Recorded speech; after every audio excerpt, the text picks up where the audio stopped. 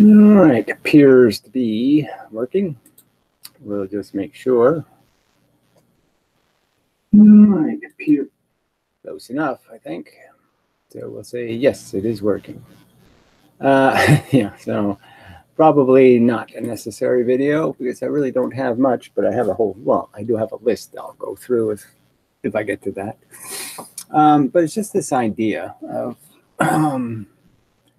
you know, obviously there's just not enough interest in physics, just not apparently physics in the sense of people talking about physics and talking about its history and whether or not it's credible. You know, what parts of physics are solid, what parts are mushy, you know, what parts people should I don't know, be impressed by. I mean, good investment, bad investments, this kind of stuff.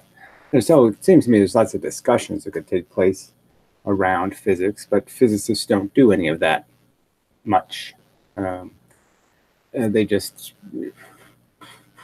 they limit what they talk about their religion, you know, their philosophy of the science, so to speak. And it's usually got to tell the same stories. They all tell the same stories, essentially. And, you know, but yes, I mean, you could just see such a lack of interest. So, you know, this Bill Gates guy has been doing this for a number of years. Did have a bit of popularity at one time, you know. And now, you know, this is, you know, he hasn't made a video in a month, and I can see why. I mean, these view numbers are terrible. 22 views, 19 views. These are really good conversations between him and his son, you know, about how to even think. You know, they're just, it's good, you know, it's good stuff. You know, and then some of his physics videos explaining some of these flaws and weaknesses in the conventional theory, I think are quite reasonable. Now, his theory to replace their theory, I would argue, isn't too reasonable, but, you know, everything else is. And again, these view numbers are horrible. I mean, there's more dissidents than there are people who are watching dissident videos. It's really that bad. The dissidents aren't even watching the other dissidents' videos. I mean, I seem to be watching them, but the other dissidents don't seem to be watching, because how could these numbers be this low? So it's just disheartening to see how little curiosity people have, or interest, unless somebody's making bold, outrageous promises. I promise you free energy, or I promise you some other bullshit. They seem to be interested in that kind of fairy talk. Or if they're just obsessed with some dead character of history. You know, maybe if I just put Tesla in the title of all my videos, you know, people watch them then, because somehow they think Tesla was a magician of science. Probably a good word for it, actually. You know, it was all smoke and mirrors, you know, all bullshit. All wrong. That's what it was, wrong. But anyway, so I'm sitting here in this dilemma where I'm quite confident, you know, that I have found the holy grail of physics, which is the unification theory. You know, and it's, you know, and yeah, it could just sit and languish for all the world could care. And there doesn't seem to be any practical way that, you know, I know of. I'm not a marketing kind of person, so you know, I don't know how you can, you know, viral things or play the game. You know, I'm really not going to do that.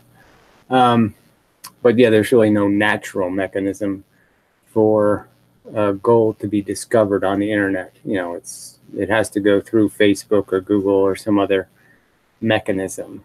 If the element isn't precious by their definitions, then it won't be precious, you know, period.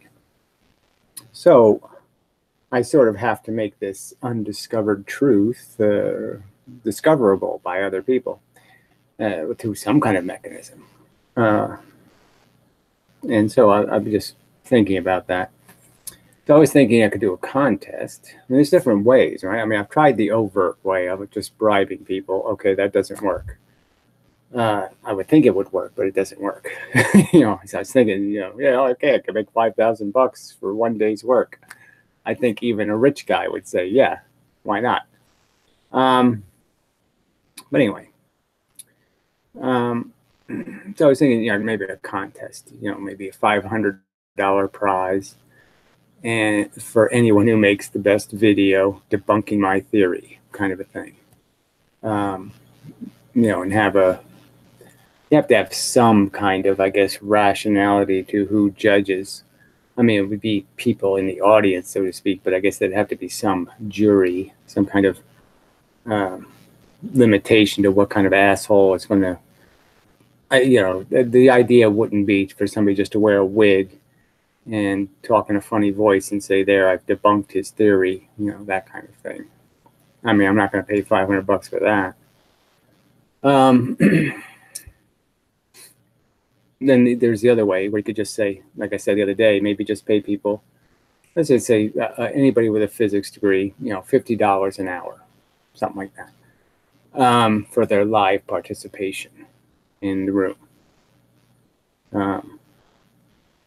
It seems like there's got to be some unemployed or underemployed physicists in the world who wouldn't mind making that kind of easy money. But the problem is they probably, even people with physics degrees, 80% of their degree is a mathematics degree. And only a small part of the physics degree is actually knowing anything about the history of physics or the experiments or any of that stuff. So there's no counting on the fact that they have any real knowledge of how bad the Eddington experiment was, or even the fact that Einstein merely doubled the mass of the gravitational body to make lensing work for photons. So just for photons, everything in the universe gets twice as massive, just for photons. I don't know how they can defend that, realistically. Seems like just a very overt kind of gimmick. Especially in the context that you would say this should at least be some kind of rule that applies when things start getting close to the speed of light, that all of a sudden you do the same thing for those things. You change the rules. It still doesn't make any sense. The faster you go, the more gravity affects you. I mean, that's pretty unintuitive. Like completely upside down, unintuitive. So, but anyway, like I said, it's called, his channel is Rational Science, right? Should be the title here somewhere. Yeah, Rational Science on YouTube. And, like I said, you should just watch a couple of these conversations between him and his son, and they're pretty good. I think it's worth subscribing to, in the sense that even if you don't watch everything, there's 5-minute videos he makes, 3-minute ones, and then he makes hour-and-a-half ones. But I'm just saying, it seems a reasonable sort of thing to subscribe to if you're interested in intelligent conversation regarding science. No, just saying. Yeah, but he's not making videos, so who knows why? Hopefully he's okay. A lot of people with issues. The Steve Bro guy who was working on the radar experiments had some health problems, and everything sort of gets, there's always real life gets in the way. I don't know what this yoga thing is doing on my subscription page, but whatever. Oh, it's a recommended page somehow. I didn't know what the hell page is this? Why is it here? But yes, chick in a position, it seems rather inviting. Anyway, yes. Anyway, I don't know why that's there. Really shouldn't be there. What the hell was previously here? Most important physics video ever. Oh, my video. I don't know. I don't know what that's about. Dude, there it is there. I don't know what the hell that's doing there. Strange. Oh, it's the upload page. That's sort of irrelevant. I'm sort of looking for the subscription page. And I don't know how that got messed up, but that was here. Huh. All right. So I guess if we just go back, that'll take me back to subscriptions, right? Maybe. But yeah, there really hasn't been anything to watch on my subscription page. An explanation of the Michelson-Gale experiment. Oh, that guy's nuts. The religious kook. The whole list of religious kook videos. Fuck it. I don't know. I guess this page doesn't need to exist. So we'll get rid of this one. I have too many tabs open anyway, so. How did this get screwed up? Does anyone have a good explanation? Probably not. Yeah, no one has a good explanation. All right, so what we'll conclude is, I don't know what the hell this is. All right, well, never mind. I mean, it's not your problem. Well, it sort of is. Because, now, how did I have 2 pages of that open? That's all right. So that we can get rid of. Whatever the hell that was. Fuck it. Yeah, I'm sorry. I just find this weird. There's my subscription page. Yeah, it really should be here. And so if I go back on this video, it should be my subscription page. And it doesn't appear to be. All right. Should be on here, right? Subscriptions. All right. So nothing. So anyway, the electric boom guy, I have to maybe try to. He's sort of interesting. Electro boom. Like he did debunk that one other guy that was crazy, but I don't know if he'd do me. Do me. What if I get him to do me? You know. But yeah, I'd really have to find somebody to attempt to in some way demonstrate how I'm just way off course. I just can't see how they can possibly do it. So this is just useless comment. I mean, after all these videos, I just don't know why you would say to me something like this. What is the electric field made out of? I obviously don't believe there is anything called an electric field. There's force, and forces are made out of these little bits. And light is a force. So, but there is no fields. There's only a field when you plant something, you know. The bits of energy, when there's a lot of them, you can call them a field. Like when there's a lot of, say you had a lot of puppies, hundreds of puppies, and you threw the puppies in the backyard. It'd be a field of puppies. They're a real thing. So there's no electric field. There's just magnetism, really. So technically, anything that you would call an electric field is really just a magnetic field. There's no electric field. Let me put it this way. Because it is a little distinction. Okay, sorry, there's a distinction. And it's even on my list here. There's no free electron. So electricity creeps into a space based on it being conductive. So if let's say there's no conductor, so there's empty space, then the only way electricity can get from one place to another, there's no field it can go through, right? We'll concede. And the only way the electricity gets from this end to this end, right? This is 1,000 volts here, 0 volts here. And the only way it can do it is it has to take elements of this thing called the cathode, right? And it has to break them off, pieces of itself, and create a bridge to the other conductor. Now, you wouldn't call that an electric field, right?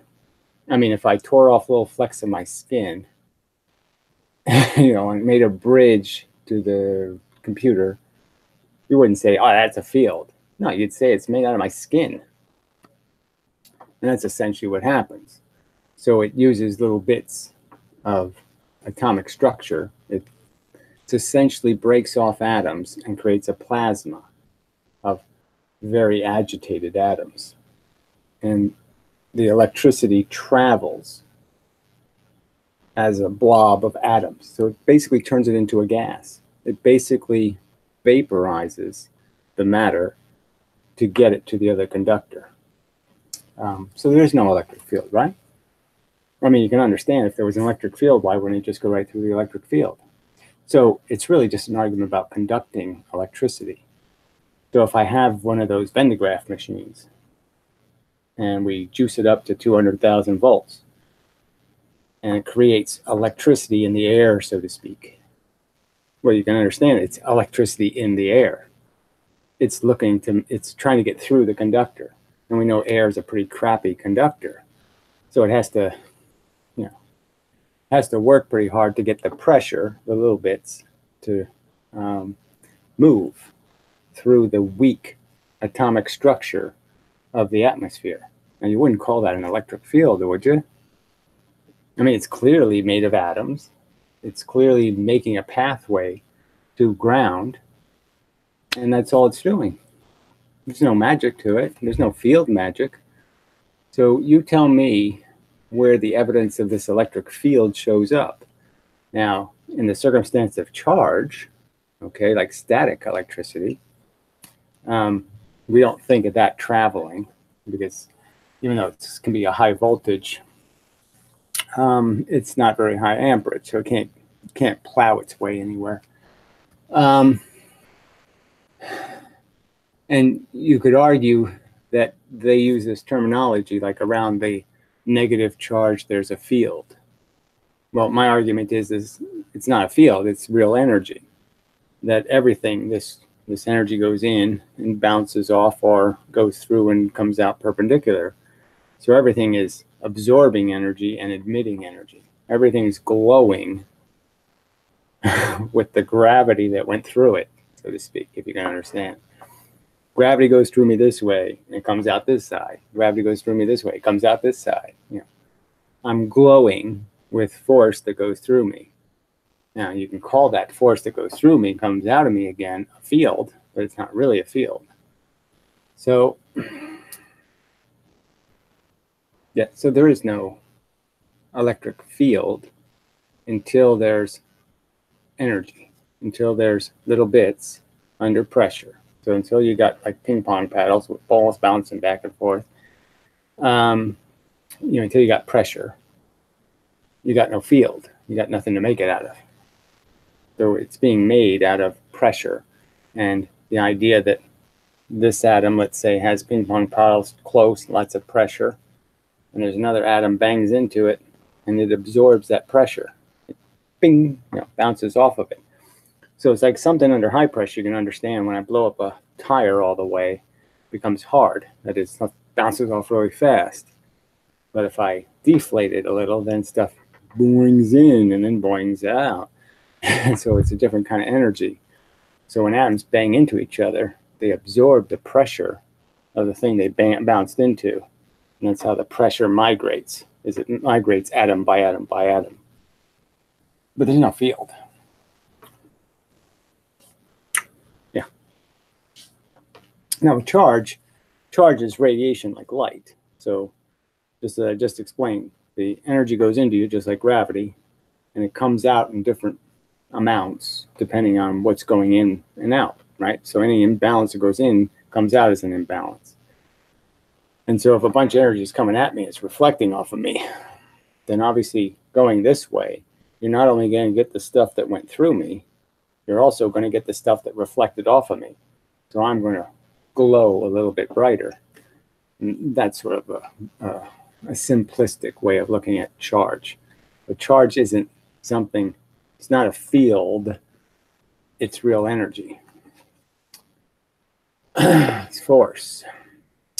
So the field comes from electricity. It's just not a right word. electricity is just not a valid concept. You have to think more in terms of charge or pressure, because electricity is really just a way of describing the movement of the pressure, the transfer of the pressure from one atom to another atom. You know, when a single atom is electrified, you might think of it as being charged or magnetized or a lot of things, but to think of it as electrical doesn't really make sense. It only becomes electrical when it's able to convey it, when it's able to contact another atom and extend its pressure into that thing, and then the pressure transfers. So electricity is the transfer of pressure. It isn't a commodity in itself. So a field comes from electricity trying to conduct pressure, right, through the atoms in the atmosphere. If that's the only conductor available, that's what the electricity will try to get through. And obviously it'll fail most of the time.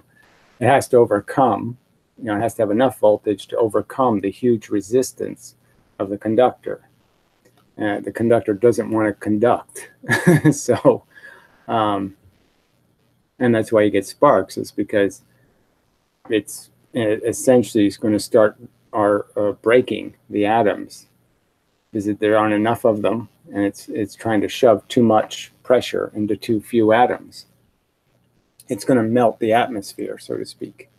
So just like a wire, and you try to put too much electricity through and it just melts, the atmosphere melts. Well, current, you know, current just means how many, how much volume of pressure are you transmitting from one place to another. And again, it just, if you put too much current through too few atoms, that is too much pressure trying to go through too few atoms, they'll just break the atoms. You'll ionize them, you'll make photons, and any structure will fall apart.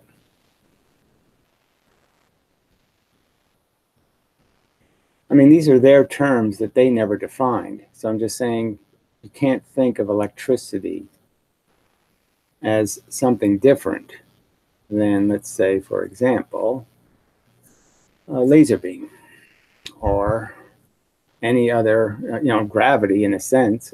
I mean, any other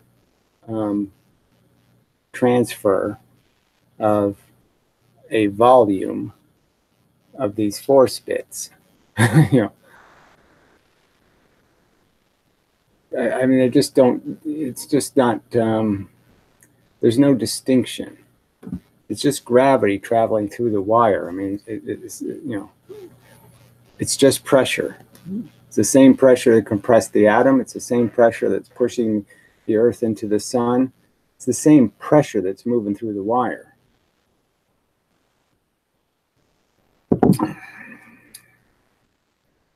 The same amount of force bits, and it's just about a volume of them.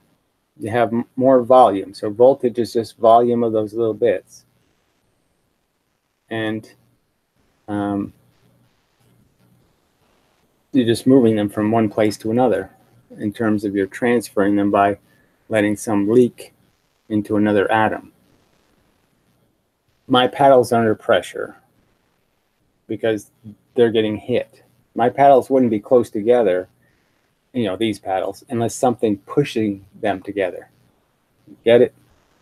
And so if this atom that's being pressurized, that is, the paddles are all being hit, and they're in a circle around protons, they hit another atom that has paddles like this, what it's basically going to do is transfer the little balls.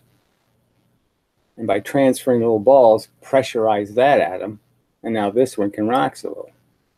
They're going to equalize. So two things hit, high pressure, low pressure atom. They leave the experience both being averaged. They're averaged out. Now, both of them might still be higher than any other atom around. So say a 200,000 volt atom hits an atom in the atmosphere that's only at 0 volts or whatever, neutral to the ground. The differential is going to be 100,000 volts, right? So those two atoms, the one would hit, this one becomes 100,000, this one becomes 100,000. It's that kind of thing. They migrate the pressure. Yeah, I mean, it's a simple answer. So thank you. Good question. I appreciate it. It's hot. It shouldn't be this hot. I didn't think it would be this hot here. Sweating and such. Right, so there really hasn't been anything to watch, which is really disappointing. Comments have been idiotic. I did block the Melissa, whatever her name is. Just she'll have to comment like, well, so I guess you won't come here for any facts. Right, I go to the trouble to, put the ferrofluid under a microscope and do some, there's plenty of facts here. Maybe you don't like the conclusions, but plenty of facts. But anyway, I'm just, who needs this crap? I don't. Irrelevant and silly accusation, as far as I'm concerned. So, just more butthurt bullshit. Okay, what do you think about that spooky at a distance experiment? There's no, that's too vague a reference. There's lots of spooky action at a distance. Unverified, does it actually say anything significant? All of these spooky action experiments are dependent on insanely complex technology. That is, they assume that they can shoot photons, paired photons, and that they have some realistic hope of the photon is shot out here and 15 meters away in a pile of photons, they can tell Jimmy photon from Jane photon, which is an idiotic on its face. That sounds rather silly. And then they have concepts like in the Allen aspect experiment where they spin a mirror to create a beam splitter. And again, just it's insanely complex in the sense of thinking you can spin a mirror and track the actual path of a photon so exactly in time that you can tell exactly which photon you're looking at when you receive them. Just not practical. So in a sense, I'd say they're all bullshit just for that reason. But clearly they're all bullshit because they all have a bunch of black boxes that do very complex things in the experiment. And if one of those black boxes they've made a wrong assumption based on how it functions, the whole experiment is garbage.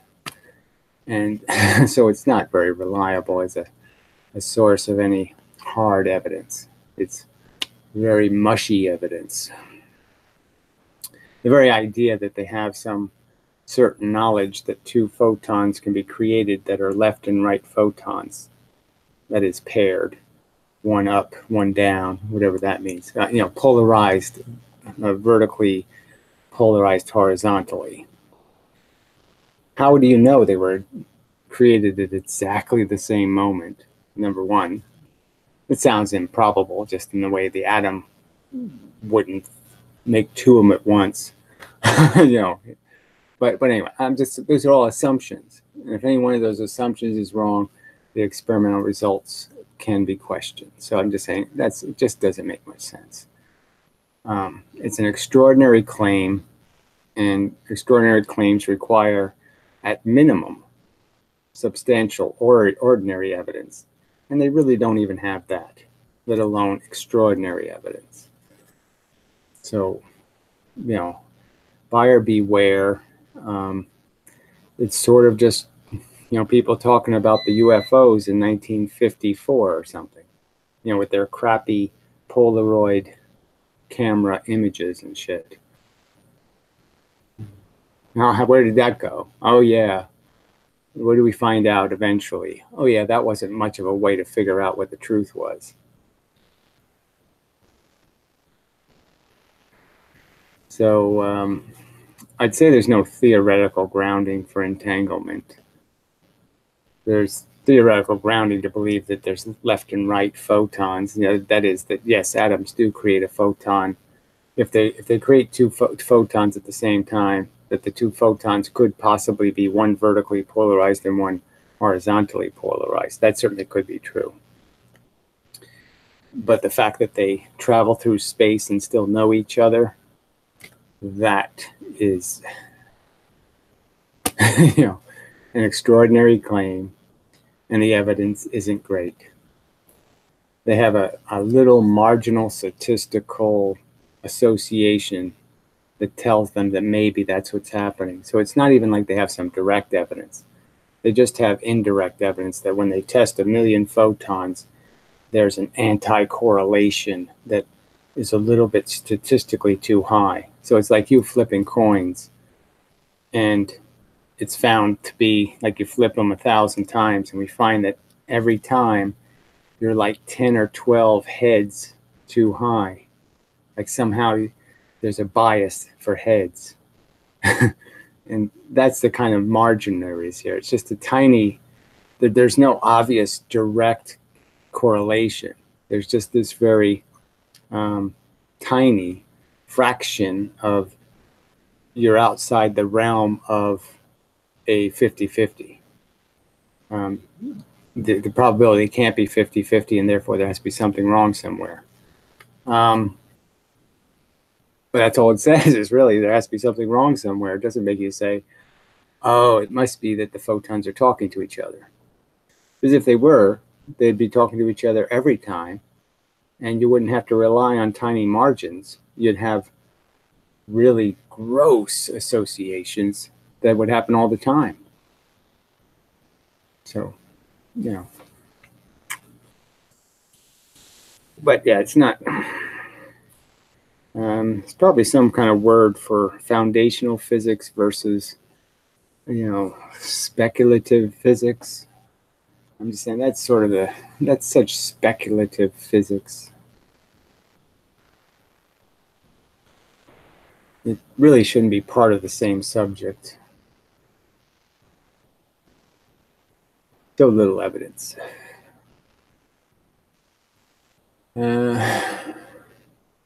Yeah. So, what else was I thinking about? Yeah, so I just have to try to find some way to get more participation.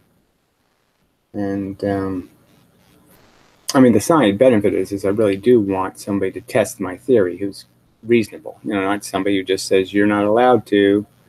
Who do you think you are? You know, that kind of crap. They actually have to make rational arguments why they have in some way proven that particles can't explain it, or they've actually proven it. You know, show me the proof of how it can't be. Because the proof isn't a proof, as I pointed out. It's just the point where they say, oh, I don't think it could be that. You know, I don't think it could be that. And clearly they quote mine the evidence. As Feynman sort of pointed out, I mean, Feynman basically just said, look, if you look at the evidence, you know, you can't just say it's a wave, because clearly there's certain things photons do that just aren't wave properties. And, you know, the big one for him was the photomultiplier. It's just like, no, it's not a wave detector. It, you know, it detects when an atom is hit, one atom, and an electron is popped out. It's detecting a specific event that waves aren't going to cause.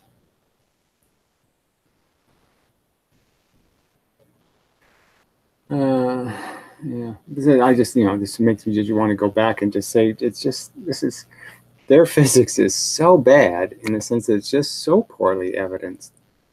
And they just make these freaking declarations of what the truth is, what it has to be. It has to be this way. When no, it doesn't have to be.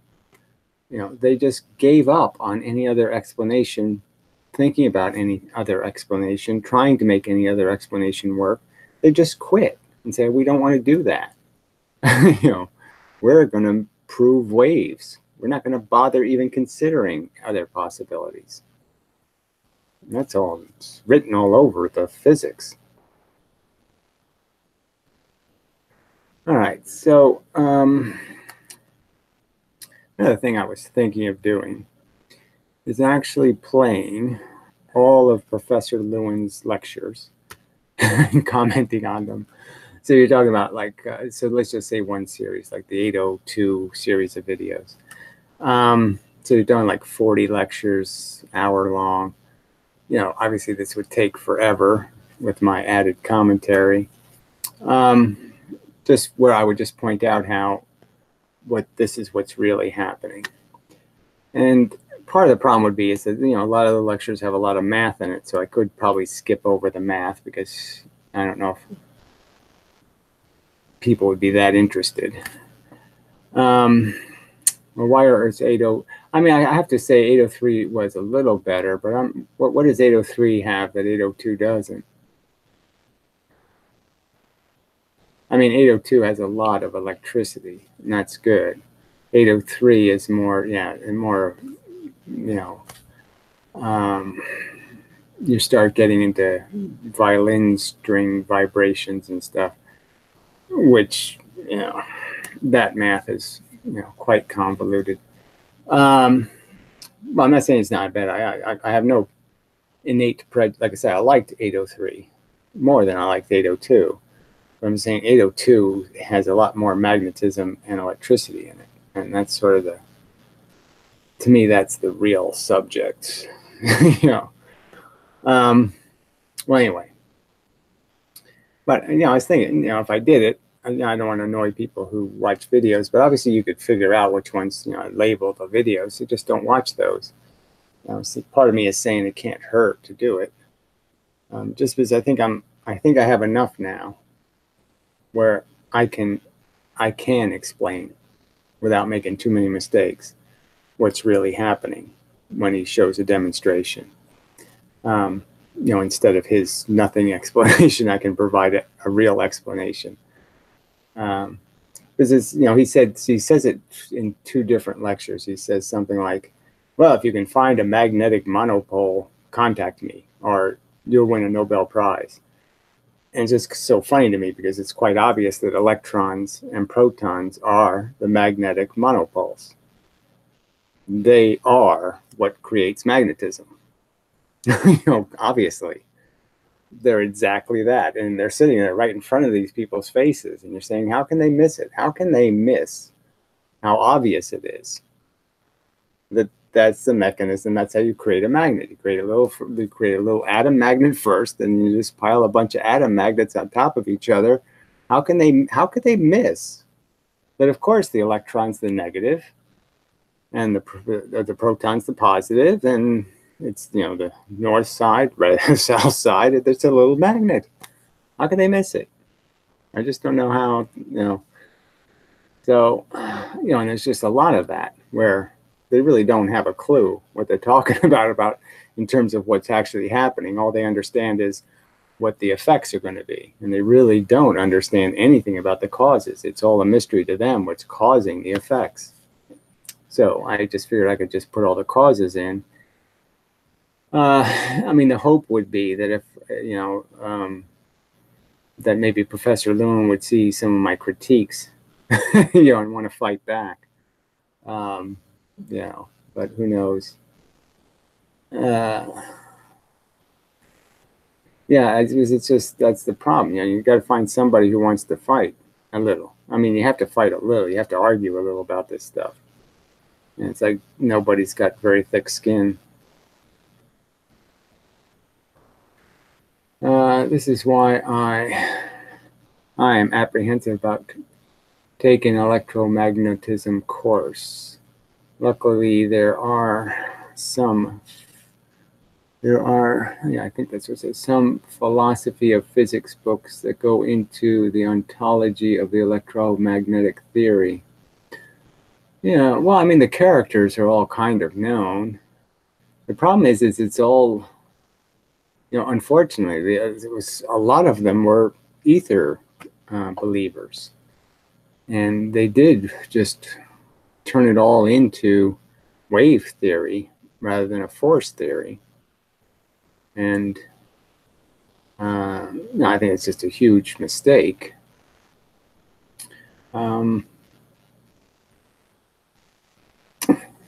I mean, clearly Maxwell was a big problem, and he was the one who really did. I mean, he's the one who really created this electric field and magnetic field idea, right? So I mean, he's the biggest guilty party. To call these things, to call light the electromagnetic spectrum just because it has the same speed as what he figured the movement of the force in magnetism to be. And so he forced light to be electromagnetic because it has the same speed. And it's just like, but there's no evidence that light has any properties associated with electricity or magnetism. Why are you making it electromagnetic when magnetism doesn't bend it or move it? I mean, it's just kind of funny, right? So anyway, but you get this idea, right? They talk about electrons moving through a conductor. And so when I thought about that, right, you can kind of deduce that this is probably the wrong way to think about it, that the electrons themselves are not moving anywhere. They're just transferring their pressure. So the stuff pushing them, so they push and they transfer the push force. And, but they don't go. They just bang into something and cause it to gain speed. And then it causes something to gain speed. But the speed isn't permanent somewhere. They don't go anywhere. So if you thought about it, everything would pile up with electrons, right? Everything of any kind of voltage, there'd be electrons flying there, saying, well, let's go to the electrons. I mean, anything with a negative voltage. And that doesn't happen. And one end of a magnet would be all covered with these electrons eventually. If there's a bunch of free electrons all over the place, you could just wave a magnet around, all of a sudden it'll get heavier and heavier and heavier, all the electrons sticking to it. So there really aren't any free electrons, and they're really not moving somewhere, going somewhere. The pressure goes somewhere, not the paddles. So the ping pong balls, it's like the paddles tilt and let some pressure go to the other paddles, but the paddles don't go anywhere. And if the paddles do go somewhere, you're breaking the atoms, you're creating ions. It's not a free electron. You're breaking the atoms to make the paddle move. So all this time, through all my education, I found my old books, by the way. So I'll have to go get them and show some of them. When I was 11 years old and I had a Radio Shack kit, I found the little pamphlets I bought at the same time on electricity, little thin things. And then the first books I bought, I think when I was like 15, I actually got a couple of thicker books, on electric circuits. And, but anyway, it's always kind of funny to find that stuff. I mean, it's like 40 years old now. No, it's 50. Yeah, 50-year-old books. So always on my mind, kind of thing. It's not like I came to this subject without having some history in it and thinking about it. So I did think about it a lot. How does that work? Trying to imagine how this stuff flows through these circuits. So anyway, throughout this whole history, so you have this idea that electrons are flowing. It's a wrong idea. It's not how it works.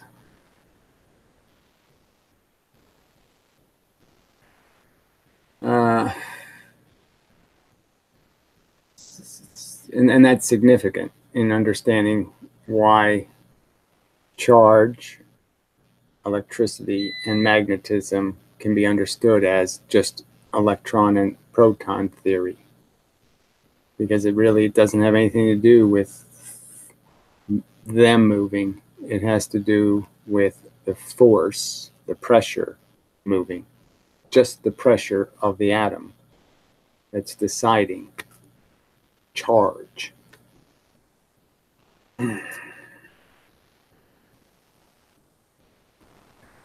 So, but there's so much nuance. So it's like damping in magnets, when you can you can drop something into a magnet, and if you put slits in it, it falls right through, and if there's no slits, it doesn't, like a ring. You cut a little hole in the ring, and all of a sudden they say, well, there's no eddy currents then. Does that make any sense?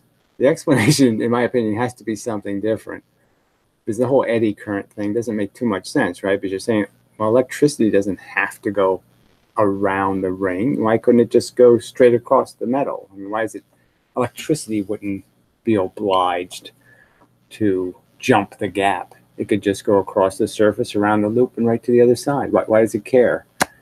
Why would why would it treat an aluminum ring that's this big, right? And I put a little gap in it, right? So there's a little gap here. Why would electricity care about jumping that gap?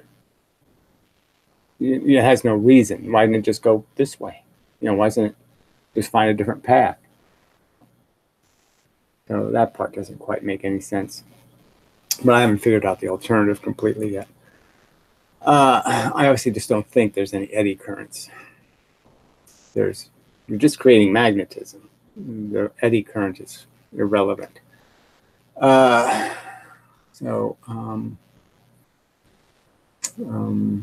so that's a part I still haven't done. But you have such, these interesting things about charge and, like charge on insulators, being so much different in the sense that you can charge a balloon and the entire surface of the balloon will be charged, say positive. You can also charge it so it has a positive and a negative side, but I'm just saying you sort of have to do that on purpose. Generally speaking, if you put it in contact with atoms that have a high voltage, the surface will become charged with that voltage, and so it'd be positive all the way around.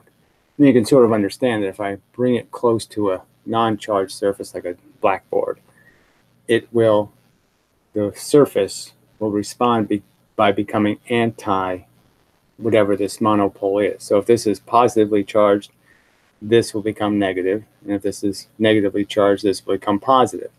And it's really a monopole kind of experience. The magnetic part is sort of lost. This is just monopole on monopole. But that's why it would stick, is because it just creates the opposite in what it's hitting. So if this is covered in electrons, it will push the electrons in the blackboard back. And so then it's a proton surface, and they'll stick. And if this is covered with the butt of protons showing, that is less electrons. So the electrons are inside and the protons are on the outside. In terms of the atom, it's proton heavy. It's just sticking its butt out and its head went in. Some way to think about it. Then the electrons here will move out. The protons will move in, which will push the electrons out. So this becomes negative. This becomes positive. They stick. But like I said, on insulators, like a balloon, for example, sort of an insulator, you can have charge on surfaces, and there's no reciprocal charge. You don't have like positive charge one place and negative charge someplace else. Where like with a piece of metal, a metal plate, you'll have one surface is charged, and the opposite side will be charged the opposite. Conductors will go positive, then negative. They won't go just static. And you can sort of understand why that would happen, because the atoms are communicating their pressure. So when you pull the electrons out over here, you automatically pull them in on this side, because they're so much more tightly connected. And that's why these things that do that, the metals, they're so hard. And the insulators are generally soft. And glass is the weird one, because glass, if you really think about how energy travels through glass, it travels in those lines. The glass cracks in lines. So it does have some capacity to communicate. It just can only do it in these very strict kind of pathways, and ends up breaking the material. So you can understand that's why it's an insulator.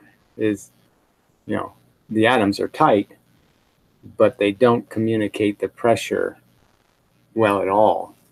And when you force them to, it expands their geometry and basically breaks it, and they become separate pieces of matter. It melts the structure, however you want to put it. It liquefies the glass in little lines, and once you do that, then the glass is in separate pieces. What about when you touch, and I don't really want to do this orb, and your hair stands up. You're just obviously charging everything. So that's sort of like the magnet argument. The iron filings all become the opposite to the main magnet. So if the main magnet's north-south, all the iron filings are lining up south-north, south-north, south-north, south-north, and they're repelling each other. So when you touch something that's got a positive charge, all right, your hairs are going to do the same thing when the current's running through them. They're all going to become magnets because the current's running in one direction.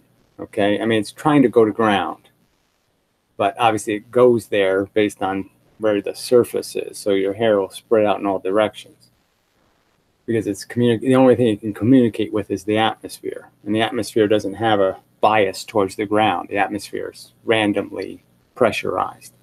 So the path could be straight up, the path could be this way. It just depends on where the molecules of air are. And basically what happens is each hair becomes a conductor, and the conductors all end up magnetic in the same direction, so they all tend to push away from each other. You could also understand that each hair is basically trying to push electricity out all of its sides. It's also communicating with the atmosphere. And so it's basically creating a flow even of atmosphere along the sides of the hairs, and that's why they all kind of go individual. Essentially, they're repulsively charged to each other. They're all positive, and they're all repelled.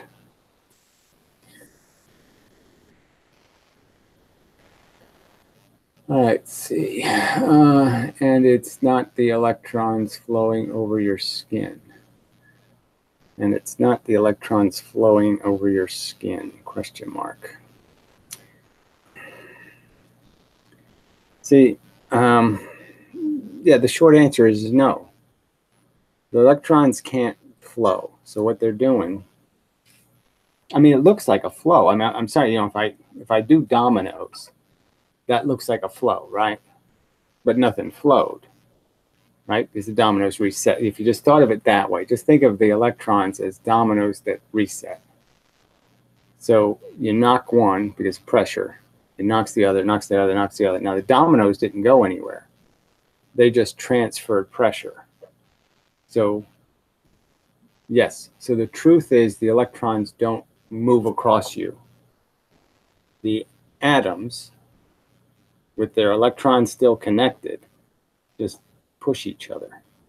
The electrons push on each other. And if I push fast, then this electron now has fast push, and it pushes its neighbor fast, and so on and so on and so on. So the electrons don't really travel very far. They just go like, this is all the traveling they're doing. They're not traveling very far.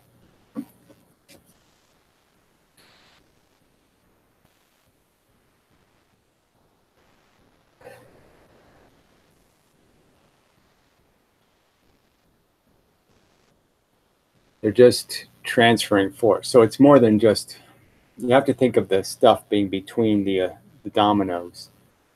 So that makes it a little more complicated. You have to remember there's jelly beans between the dominoes, and the jelly beans are the thing jumping. So you push this domino, the jelly beans push over the next domino, and then they push over the next domino, and they push over. So the jelly beans are moving, not the dominoes.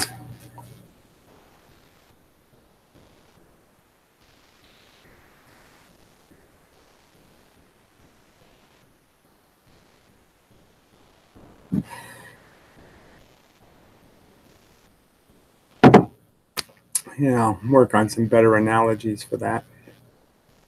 But anyway, that was the big observation of the week, was this final recognition to let go of this idea that there's a bunch of loose electrons. Because every example you see of where electrons are created, they weren't free electrons. I mean, you have to burn something to make them. So, yeah, there just really isn't a whole bunch of these extra electrons around that you can just move around. And if they pressurized and they were free, you'd sort of understand that they would just go to a higher level and the electrons would be free just to roll anywhere they wanted to. They could go, once you push them far enough away from the proton, they'd be like, who cares if I stay here? I'll just go somewhere else. They'd just float all over the place. They wouldn't be able to hold pressure. See, for pressure to matter, you have to lock it in an arrangement. So it's like you have to have 5 electrons, and you have to have them all wanting to go somewhere in the center, and the pressure between them is what's stopping them from moving. You see, this one can't come in, you see, and this one can't move in because that'll put pressure on the corner ones. I should draw that. I mean, I've drawn it before, but I'll draw it again. And so free electrons doesn't really work as an explanation for that. You can't really make pressure without the locking mechanism. So, so we'll just do it with 4 electrons. Let's say that works just as well. So you can sort of understand that each electron has a lack of pressure here, right? Because what's happening is the energy from the electron is Brown force, so it comes out perpendicular from the proton. So, it eventually can come out this way or that way, but it eventually will get free, but it could bounce around between these electrons. But I'm just saying there's no reflection force. So this doesn't happen, okay? The Brown force doesn't reflect back, which means there's low Brown pressure in here. And likewise, obviously, the red pressure coming off of here that might hit the electron, well, it leaves going this way or this way. So there's no reflected red pressure. So electrons are moving towards, from the external pressure of the world, they're moving towards the proton. They're pressurized to move that way. So they're trying to get to the proton. All right, so you just draw them a little arrow. I'm trying to get to the proton. All right, but the problem is, here, all the Brown force just reflects back and forth and back and forth, back and forth. So this is the key pressure. And this is the pressure that creates photons. So the tighter, closer together these electrons are, the higher the frequency of the light. So the more I pressurize this atom by pushing these electrons closer, the tighter this distance, then I can produce X-rays and stuff. So X-rays probably come out of the center of atoms, where the electrons are the tightest. But those are the hardest ones to knock out because you have to get through the external electrons to get to those internal electrons. But anyway, it's a short distance. That's an X-ray. And then, so these outside ones are probably the infrared range because that's the easiest light to produce. So the standard relaxed atom probably has an infrared distance between the electrons. So the distance between an electron probably is about, the number would be, you go up, so it would be like 700 nanometers. Something like that. 7 to 900 nanometers or whatever would be this distance for most atoms in the outside ring of their atom in the normal relaxed state. All right, but anyway, I didn't want to get to that. So I'm just saying you can sort of see that this electron can't move towards the proton without pushing harder on these electrons. So that's the pressure argument. So if you can pump more force in here, you'll pressurize these atoms, which means you'll expand them, but the expansion probably won't be commensurate, to the amount of pressure. But that's really the system. You're pumping pressure in and changing how much pressure is in them. So as I was saying before about the two atoms, so if you have two atoms and one has, weak pressure, defined how do I define this pressure? Well, anyway, I don't know exactly how to draw it, but I'll just draw it this way. It would be by this distance and size. So this ring will be the size of the pressure that's the atom is experiencing. I don't know if that's the best way to do it. Well, anyway, the two atoms will basically communicate their pressure. So if this one was, 2,000 volts of pressure, and this one was 1,000 volts of pressure, when they hit each other, they'll both leave the experience at 1,500 volts. So basically the pressure will just be conveyed. That is, extra little bits will be taken from this one and shot into this one by the impact, by the force of the impact.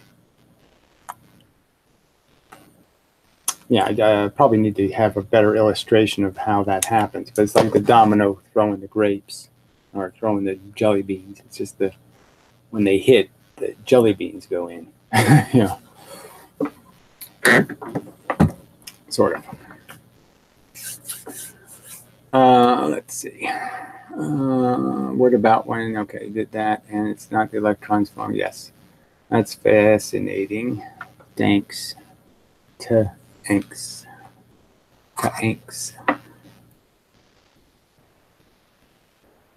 You're welcome.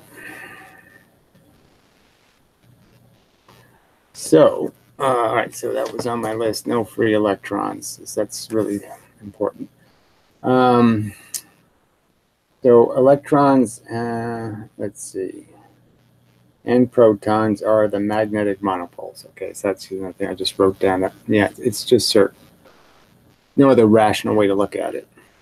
The electrons are, they do magnetism. That's all. It's like I said, all a magnet really is changing the shape of an atom so that the proton is essentially more at one end and the electron is more at the other end.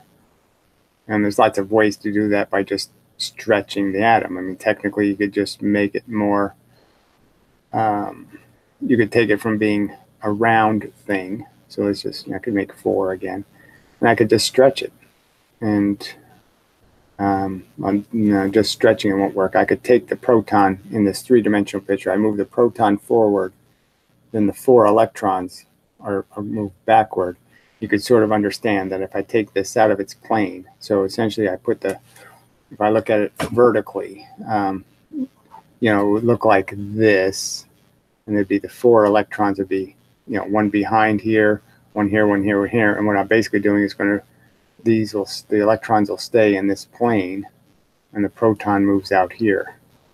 So it's like it's like the bent space art. You're dimpling the shape of the atom. So now the electrons are orbiting here, and the proton's here. Now I don't think electrons orbit, so don't get me wrong. They're in locked positions, and the positions are locked to a proton that isn't in the center. It's off center. So that's what I mean by stretching the atom. And clearly, this becomes decidedly polarized. I mean, plus and minus side would be kind of obvious. And that's the nature once you put a bunch of those on top of each other. That is this electron side, proton side. So, I mean, I guess I could draw that. It's not that hard to draw. I don't know. I have this instinct to keep putting the caps back on. I mean, the amount of time they're going to be exposed here isn't going to matter. So you can sort of understand the electrons will be out here, and out here, out here.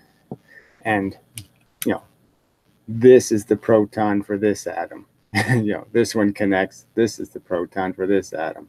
This is the proton for this atom. And when they start piling up like that, that's a magnet. They're just making a magnet. And the next row would have to line up here.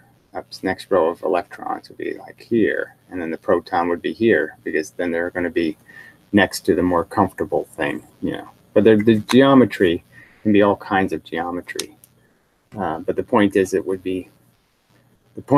is that when this force leaks out, say when this proton releases its red force going out, it ends up hitting another proton, let's say. So that was bad choice of color. And you could sort of understand that this is what's locking things together, is that the force that comes out of here perpendicularly ends up bouncing back and then bouncing back to this proton and bouncing back. And that's, so now the two protons are actually pushing each other away, but not this way. They're pushing each other away this way. So it can get very complicated in terms of getting through the geometry, what locks everything together. But obviously the flow, you can sort of understand that if I pile a bunch of those little things together, I'm just saying, you sort of understand that it's not a big stretch to recognize that one side could just keep pushing stuff this way, one color, and the other color gets pushed this way. So it's just not that complicated, that the forces would end up being segregated, that the magnet's just a filter. I mean, I've said it so many times. It's really not a bizarre piece of speculation to argue. I mean, like I said, I'm so confident of it now. But it's kind of obvious that that's all the magnet really does. It doesn't make energy. It just filters the energy that goes into it. So it just filters gravity and turns it into this much more effective force of segregated electron force and segregated proton force. It's so obvious. Anyway, so the other thing I wrote was, charge is the collection of electron pressure. Okay, so it's the pressure on the outside of the atom. Electrons move, I put in quotes, in, boy, my eyes are just terrible. Let's see.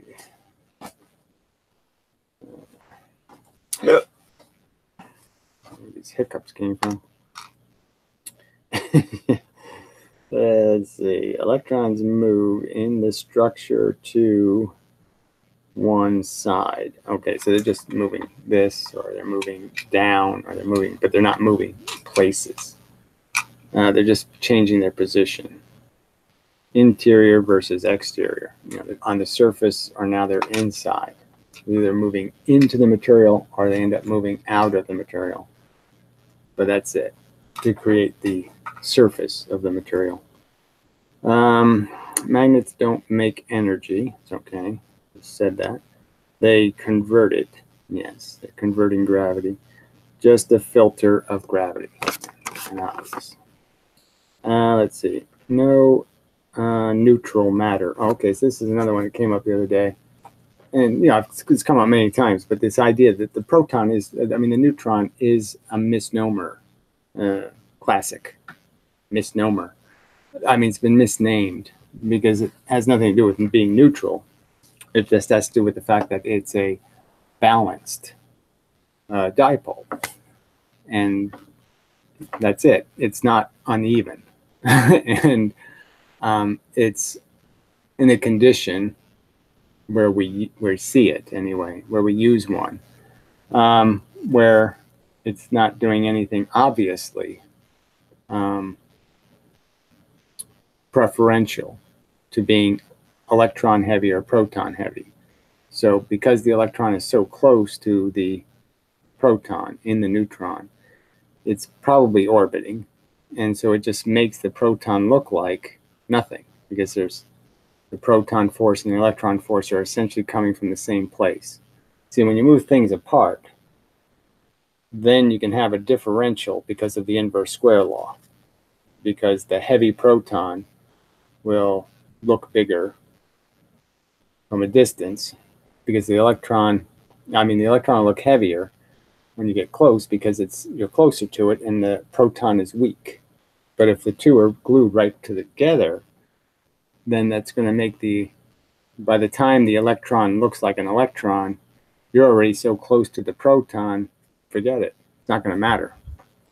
I mean, it's still going to, the proton force is still going to seem very strong. So you're not going to get the same effect. Yeah, it's one way of putting it anyway. I mean, from a distance, I think it still should look like a proton.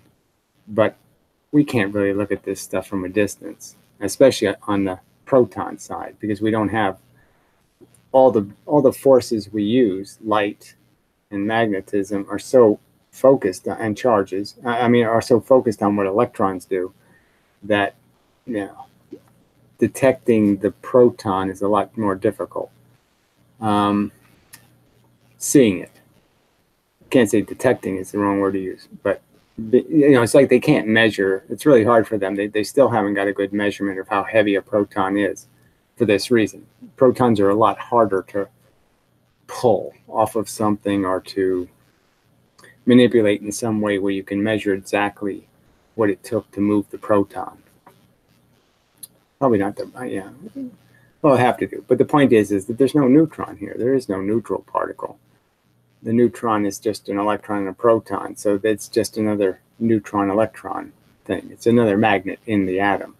So you just have magnetic monopoles, and some of the magnetic monopoles are in the form of a neutron, which is they're really close together. And the others are not close together.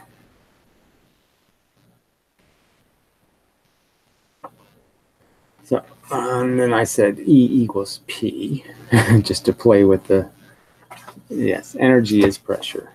That's all there really is pressure. Pressure, pressure, pressure. The density of these little bits moving the speed of light. That's all there really is.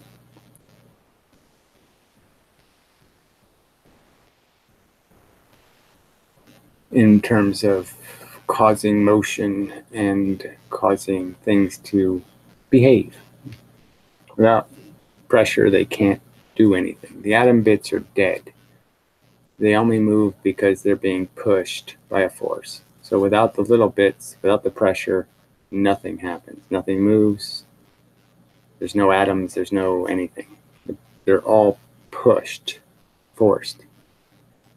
And what you force in, like saying what goes up eventually comes down. Yeah, well, once what goes in eventually comes out. It's all pressure and it all balances in the end. I mean, so the universe has a bunch of pressure, like from billions of years of little stuff moving. It's pressurized a ton of these little bits, and they're holding all of that energy. So all of that movement for billions of years in the universe has essentially been stored in the pressure inside the atoms. So if you could release the pressure in all the atoms at once, it would be equal to the amount of energy that was the movement of all the little bits in the universe for billions of years. I mean, it would be an insane amount of energy. I mean, it's all stored what goes up. So you threw a bunch of stuff up over the years and it never came back down. So that's like making an atom. You threw it up, but it didn't come back down. So you have a bunch of pressure that you've stored in the atoms by doing this, and it didn't come back down. But the come back down is still inside the atom. And in the case of the atom, it's the going out. So the going in went in, the going out hasn't come back out yet. It's pressure locked inside of the atom, and it's essentially all the atoms are little batteries. They're holding extra pressure. And a battery is essentially the same thing as that atom in the sense that you can pump pressure into a battery, and then you can release it again. But you're just pumping in the pressure. You're not pumping electrons in. you're pumping pressure in the jelly beans between the electrons.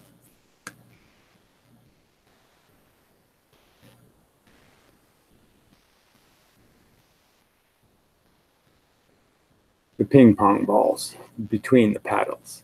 That's what's going in the battery.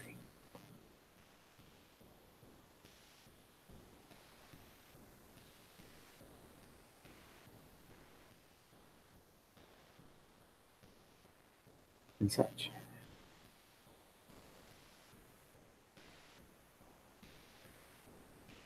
And so I obviously have to put, I've made lists and people, I got so many lists, I got all this stuff, but I'm just saying that those were like the key things for this week, was just really recognizing that, because I've thought about these things before.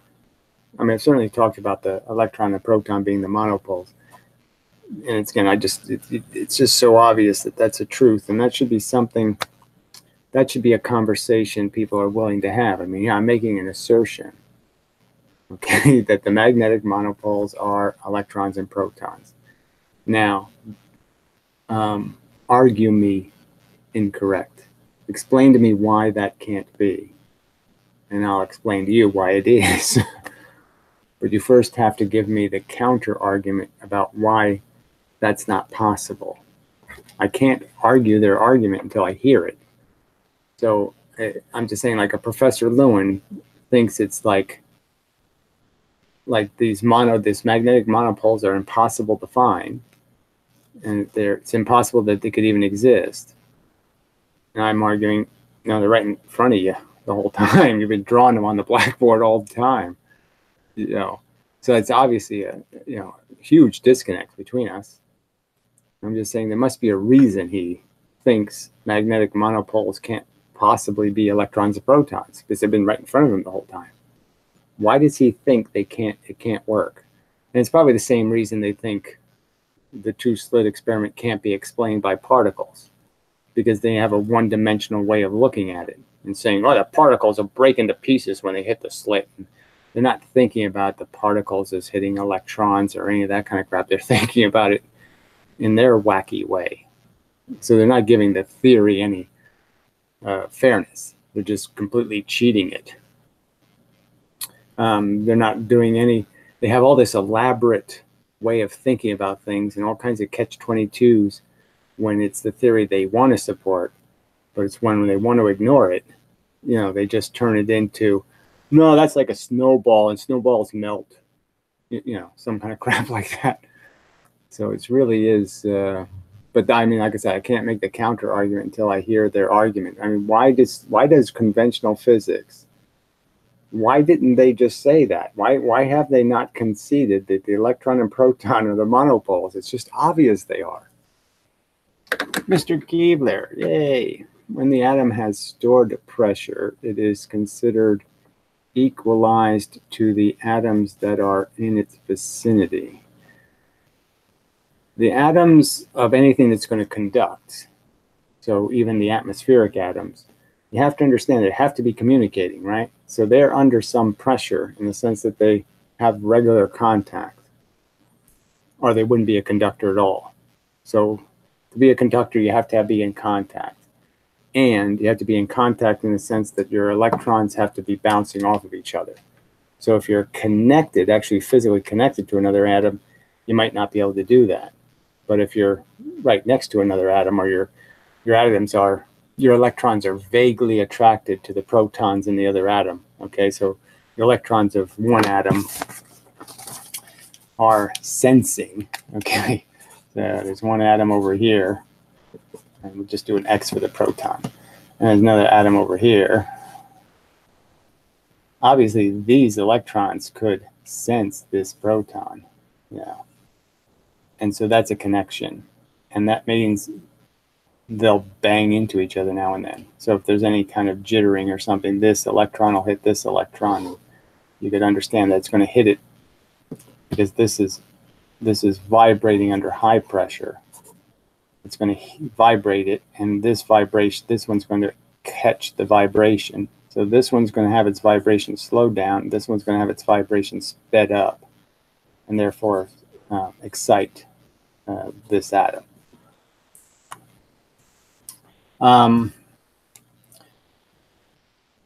So yes, so in a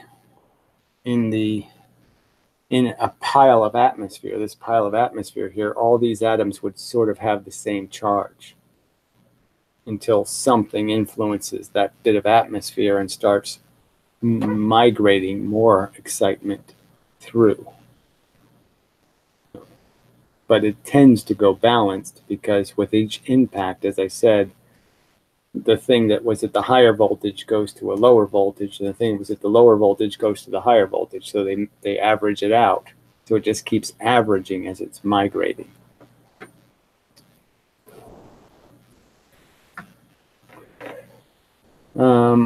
See, I have to think of some way, like it's a way of saying it where, a good analogy. But it's like I have two of something. Somebody else only has one. Well, now that example isn't going to work, right? Because we have to cut something in half. I have three of something, and the other guy only has one. I bang into him. One of my things goes to him. Now I have two, and he has two. That kind of thing. Anything with more ends up, sharing the moreness.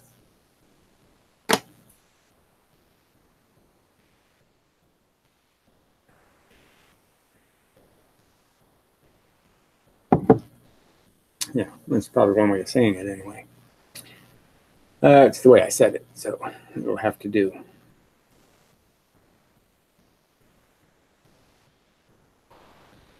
So, let's see, what else do I have to say? So I was thinking that each one of these subjects too, I could write an individual paper on each subject. I could write a paper on why doesn't conventional physics concede that the proton and the electron are the monopole. And I could write a paper on the idea that there's no free electrons. Free electrons is not a lie, but it's nonsense. There's no place we see anything called a free electron. Couldn't even see one because without being pressurized, we can't see it because it can't move. The only electrons that can move are ones that are pressurized. So a free one, it can't move. Can't be. There's no necessity to have free ones. They're only free temporarily. They're only free when you break them off of an atom, create an ion, and then that electron finds some other ion to turn back into an atom. Right? That sort of happens with lightning. Lightning shoots, makes a whole bunch of ions. That's the light you see.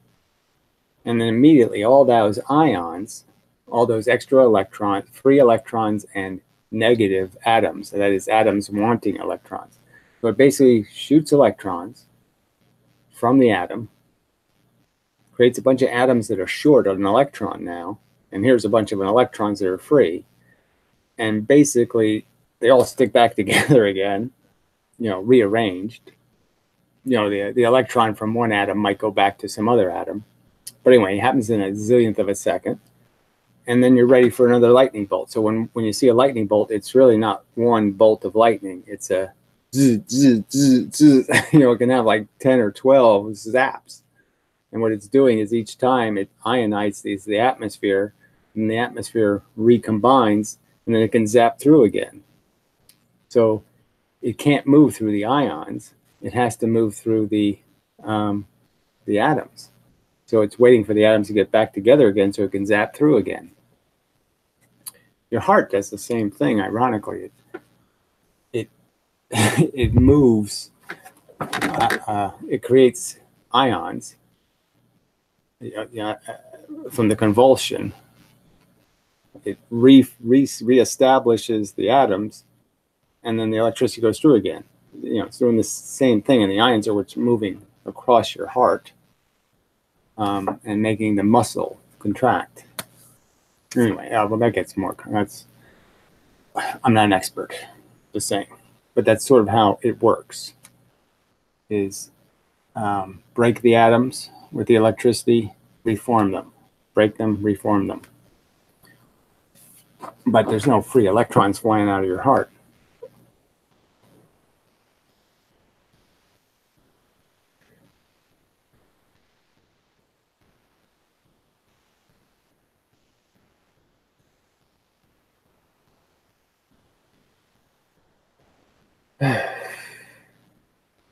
Bizarre question.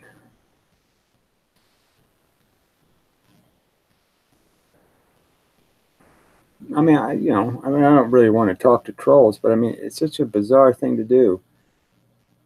I don't know. Why would you ask me, are you an eugenicist? I'm talking about physics.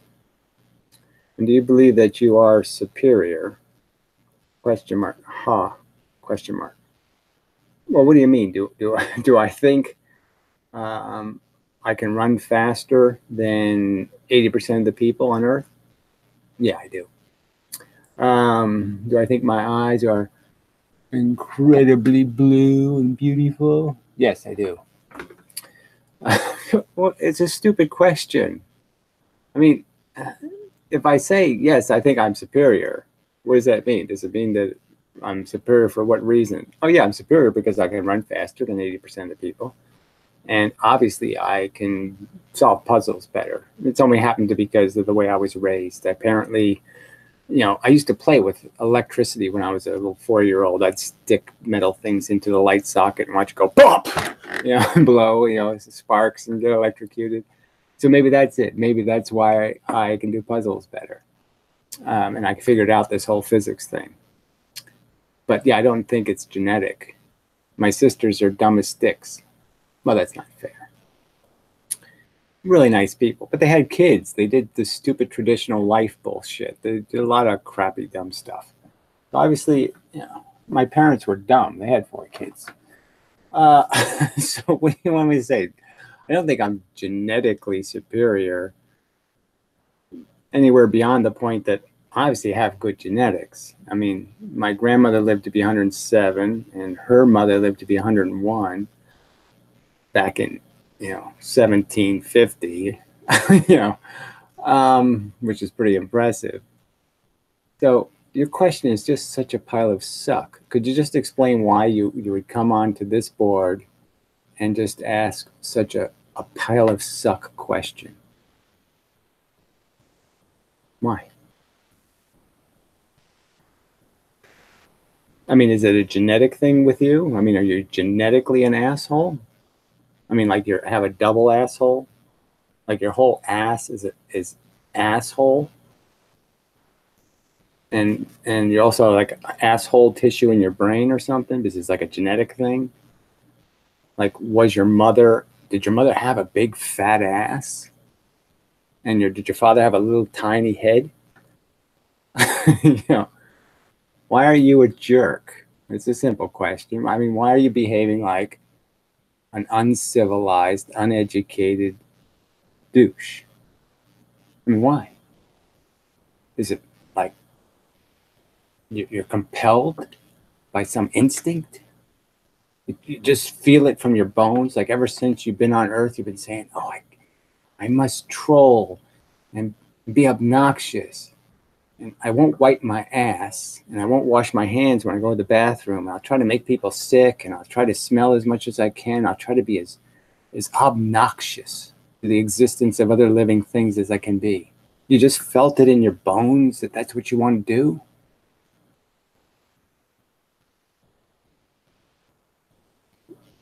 Yeah, can't answer any of my questions. You just ask questions. Oh, I see. You just ask questions. You don't answer any. Oh, I see. That's part of your whole asshole thing. Yeah, I get it. Hypocrisy. Yes. Cool.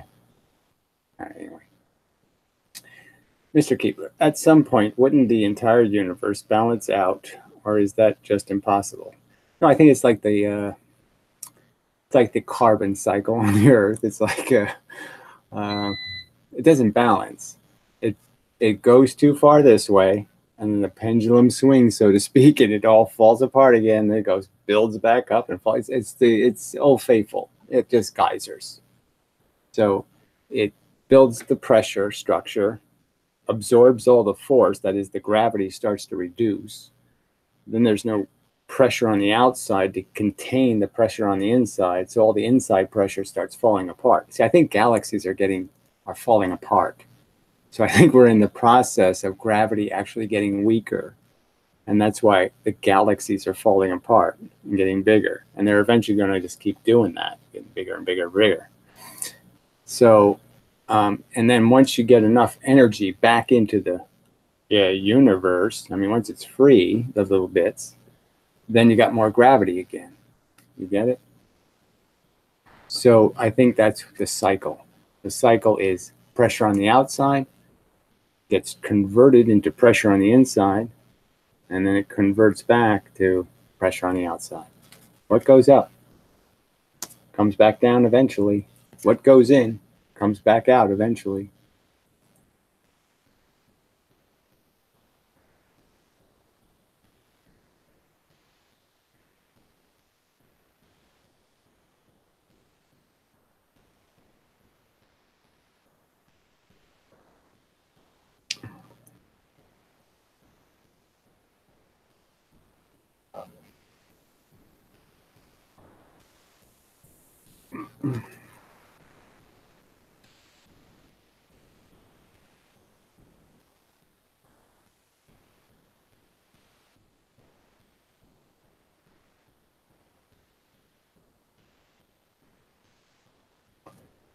Good. More gotting it. Good. That's what I like to see, gotting. Let's see who this Jamal guy, let's see if he has a channel.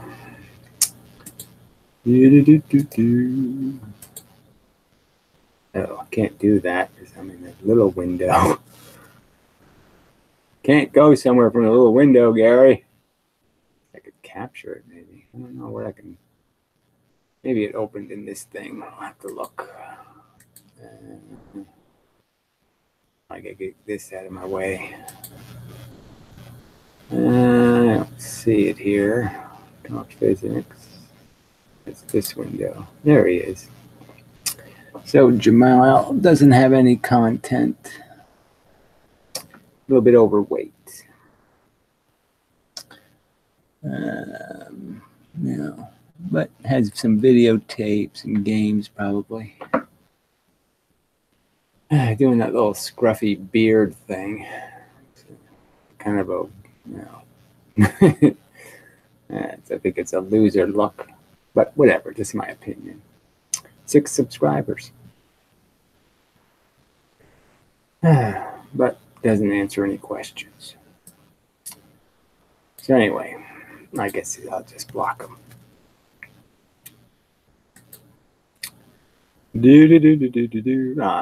Well, fuck it. I'll just remove them for now. Yeah, I'll be kind, be generous.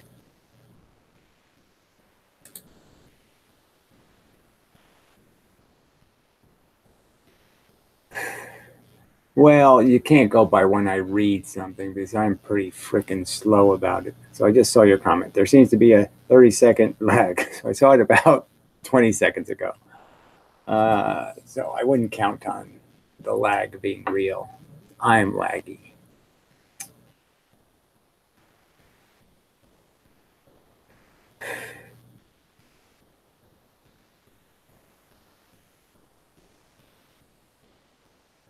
Do a lot of things slower than I used to. Hey.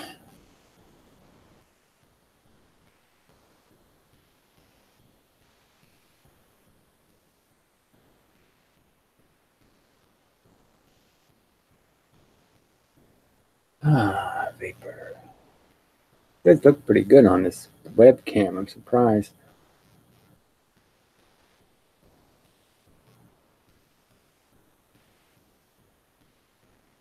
I mean, it picks it up very well. My other cameras don't pick it up quite that well. Anyway, not important.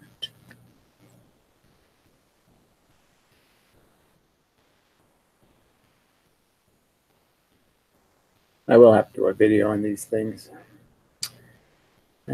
These little, whatever they are, they're really is convenient. But yeah, to keep one working, you gotta you gotta know a little bit about. Like the one of them has one of the contacts gets dirty and it won't recharge and it won't work, and you really have to know that. Oh, I gotta scrape the crud off of that. If you don't know that, you think it's broken.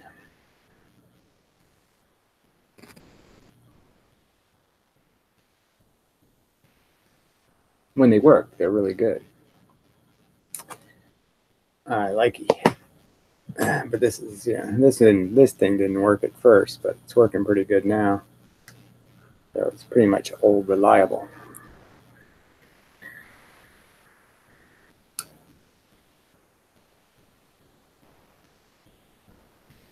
You'd probably get a little more vapor with this, but I mean, you can get a lot more if I pumped up the voltage, but no point.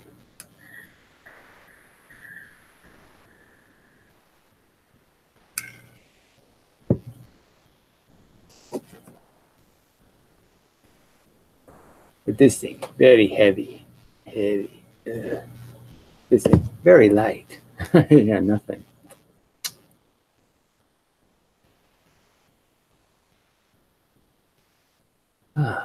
So, comments, please, or I have to go because I'm tired. So anyway, so the theme here is so if somebody wants to leave a comment, if they have some kind of rational strategy about how exactly I'm perfectly willing in some way to work with these other people who I don't agree with, the other dissidents, David and Jeffrey and the rational science guy. I mean, we really ought to, just do one simple thing, like not join an organization, but just join a little bit of yes, we have a common interest in creating more interest in physics conversations. And, and in that vein, we all have an interest in showing how conventional physics is weakly evidenced and blah, blah, blah.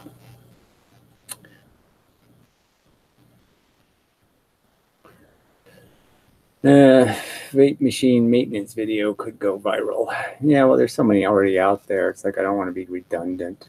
I hate being a redundant person.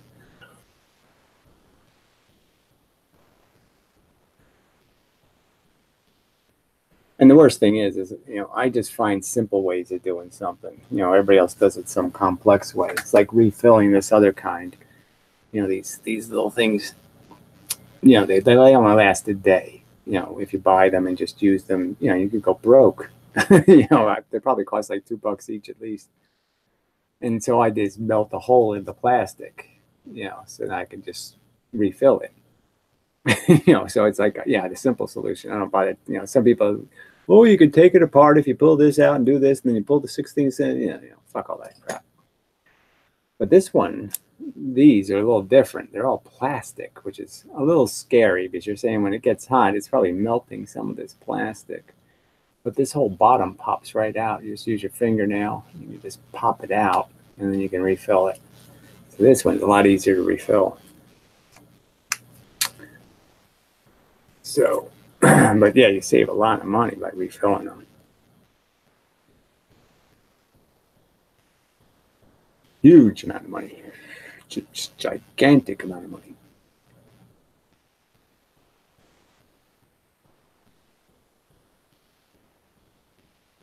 You really save money by buying the nicotine. So I buy it in a big bottle. And then I buy the polyglycol and the whatever, the vegetable oil stuff in separate bottles. And I just mix my own. That saves you a lot of money. I mean, if you buy it flavored in one of these little fancy bottles, they probably nail you for $10 for that. I paid $60 for a bottle of nicotine that might last the whole year.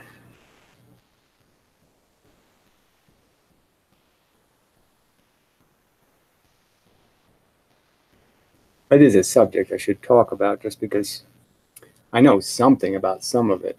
It's just that I don't, I'm not a fanatic. So there's people out there who know like everything about these things, like manufacture date and who first did it and how, they know every single statistic about the stupid gun. They know what this tank is called and they know what this is and that is, I don't know nothing.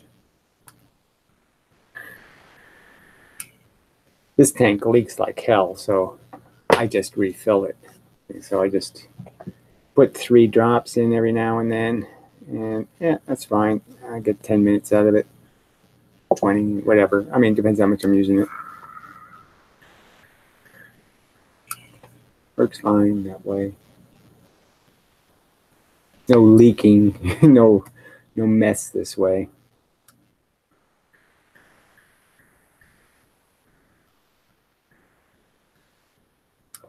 Well, that's not entirely true. You always get some leaking. It's a real problem. I mean, all these things leak a little, so you do have to be careful that. And leaking isn't really good for them.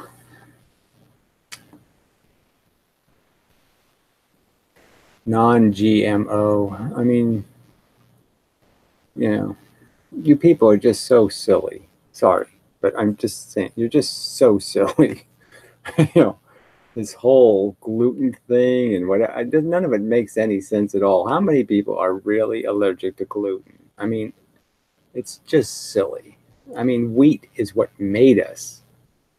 I mean, it's really a biological fact that the oldest tools they found are knives that were curved and kind of looked obviously made for cutting grass. You grab grass and cut it, grab grass, cut it.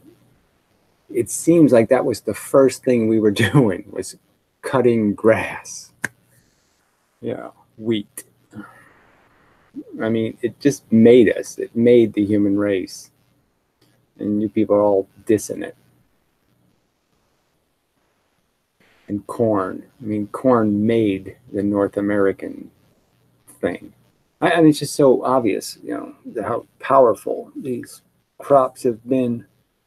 And, you know, this whole GMO, like there's some kind of horror. It's not a horror. There's not like, you know, it's like the whole irradiating food thing. It's just the idea of it that people don't like. But if they knew the science, they'd understand that, oh, it's perfectly rational. You mean you can irradiate all that seafood, and then people could even eat it raw, and they wouldn't get sick. And so you'd save at least 10,000 people a year in America. Who knows what worldwide it would do? And you'd prevent all the unpleasantness of being horribly sick. You know, the survivors even. You know, the people who aren't killed by it. So you save at least 10,000 lives. Plus, you prevent a huge amount of disability and sickness. And, you know, all you whiny scaredy cats and you know, henny pennies based on no facts make it impossible for it to get done. The GMO potato that is resistant, you know, to the biggest crop destroyer bug in the universe, the potato beetle. And it's resistant because it uses just a little hormone that prevents the reproductive cycle of the beetle. And it can't possibly hurt us. Really, it's just a chemical. It doesn't have some magical powers to destroy all living things. It's very specific to that organism. It's like you being worried about eating lobster sperm or something when you eat a lobster or something. I mean, obviously you eat some organisms when you eat them. You're probably eating their, you know, poo and other things. And it doesn't kill you.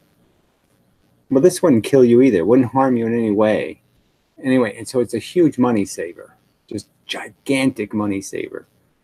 And it prevents pesticides. So you're stopping the use of pesticides plus saving a huge amount of crop. So you're improving the yield by 50% of potatoes, plus you eliminate having to use pesticides. So it's two giant, you know, economic wins. And because of you hysterical loonies, you know, you made McDonald's afraid to use the potatoes, so nobody will grow them. And so you've ruined a way to disable a huge parasite, might even eradicate it. You could possibly, by doing this, eradicate the parasite.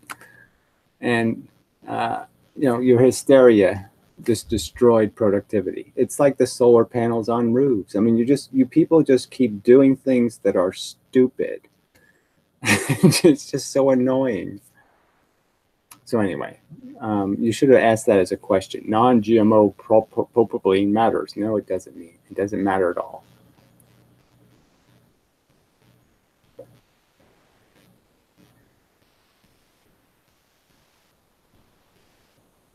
Now, when it comes to them putting actual pesticides into the genetic modification or herbicides, I'd say you might have an argument. But you can't take it as a whole. You can't say don't do any of it because some of it can be done badly.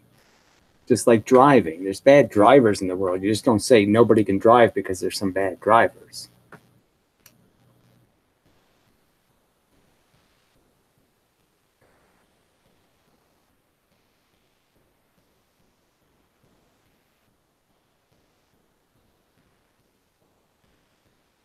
But yes, it is. Just what's wrong with the world. There just isn't enough. The truth is just not paid any respect. It's just drowned out by the idiocracy.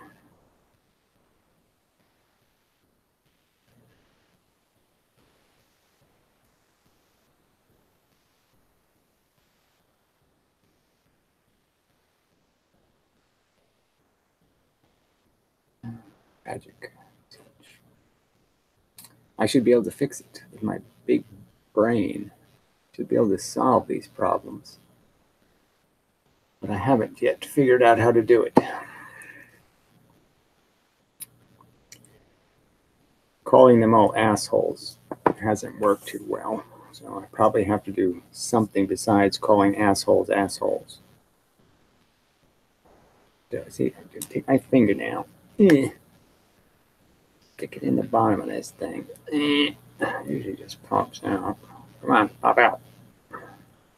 See, that's the thing. Also, when you do demonstration videos, something always kind of goes wrong. You're saying, why isn't it popping out? I've done this like fucking 56 times now, and I've never had this much trouble. So in 56 times, I haven't had this much trouble getting the damn thing to pop out. 56 tries. No problems. But yeah, today, problem. It's funny. Try a different fingernail. Yeah, see, popped right out. Wrong fingernail, Gary. So it has, this is a little atomizer, this little cruddy little black thing in there. And it's all in plastic, right? It's no metal frame at all, no metal parts except for the little coil. And so that's a little worrisome. But I think it's this nylon and it's not plastic. So that's maybe a saving grace, maybe. You have to be a little careful when you refill it not to push the little plastic thing all the way in, because that'll fuck you. It'll leak all over the place. So a little plastic bit inside of here that you kind of have to have in the right position. I usually don't have to mess with it, but just because this one was a little bit leaky, I had to make sure it was just barely balanced in there. And then you just push this, so you put a little bit in, and then you just push this thing back on there, wiggle it a little bit to get it centered, and it should just pop. That looks uncentered. So, yeah, do it again, Gary, because that doesn't look right. Okay, I'll do it again. Push that over a little bit. Okay, should be okay now. And then, of course, one of my hairs is stuck in here.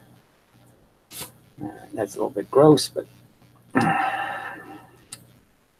it's the way it works. Your own gross stuff doesn't matter to you too much. Anyway, no, just click it back on and ready. It should work. Sure, work. Hey, what's the difference between smoking high nicotine concentrate? I'm a bit afraid of getting overly hooked, so I've never gone that high. Yeah, I don't know what to tell you. I mean, obviously, I do it just because it's efficient. I do it probably because I'm so comfortable with my brain being soaked in nicotine. But yeah, the danger is if you get a mouth hit of nicotine, it doesn't make you feel too good. You don't want to be drinking it. But I guess that would be it. But yeah, maybe it is what you're used to. You know, I mean, say when I'm making these videos, I could probably go with a lower dose because I'm just doing this thing because maybe it's nervous tension or something. But, you know, when I really want to just get some nicotine and then I want to go outside and do something or whatever, you know, and I just want the nicotine. I mean, I don't want low nicotine. I want a high nicotine hit. So I'm, buzzed, you know, got my nicotine so I can go a while without any, that kind of thing. But honestly, there's probably no advantage, you know, it's just suits me to have more than less.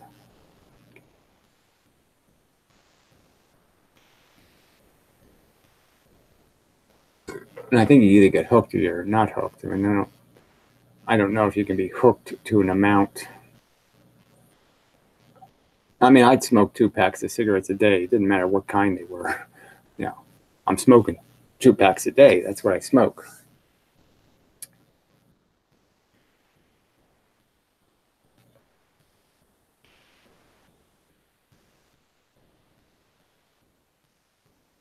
Well, that's not true. If you gave me those stupid ones with air holes in them and stuff, I'd probably smoke 4 packs a day.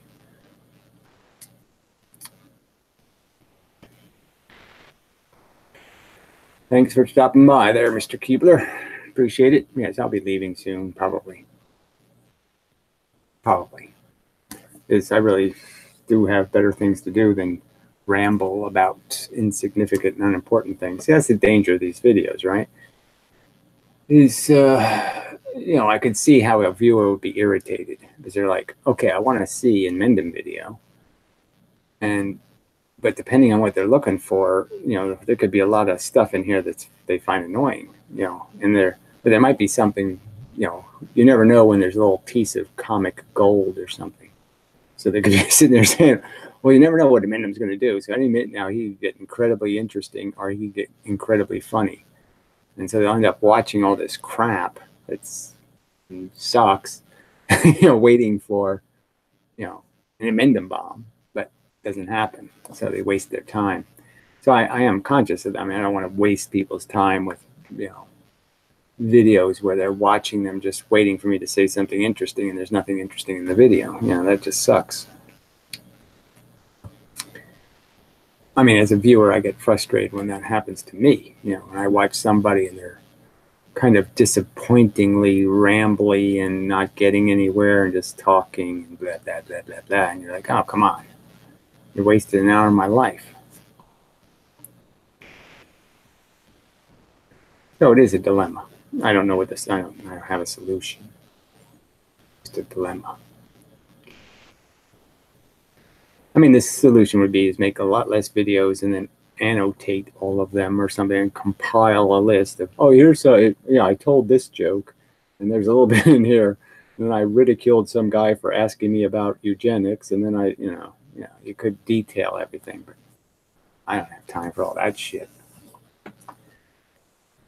I don't have the will.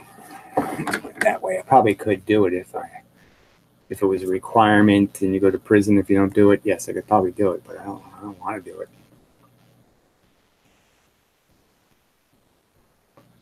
Yeah, that's the truth.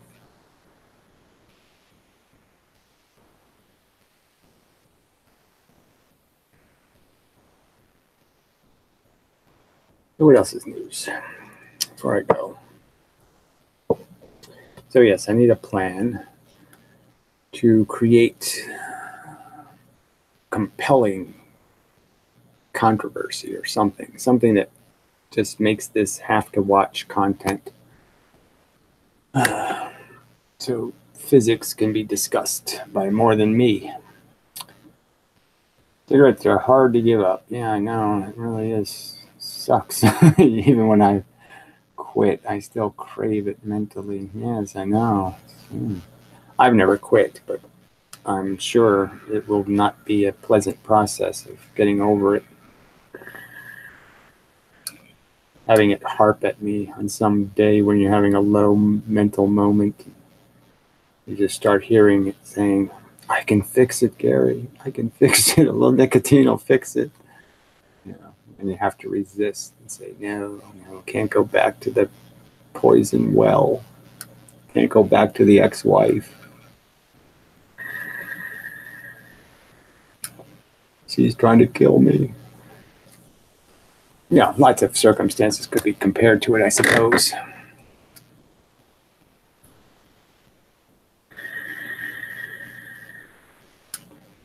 I used to smoke when I was running, which was kind of funny. I'd have a cigarette while I was jogging.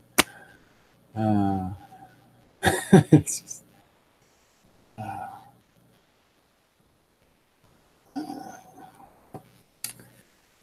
it's crazy. I don't really get endorphins from running and walking. I just don't think so. Whole endorphin bullshit is kind of silly to me anyway.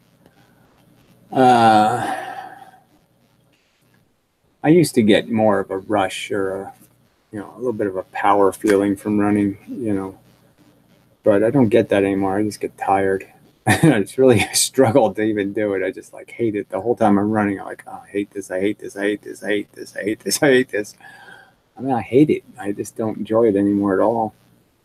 I mean, like I said, I used to get some kind of something out of it.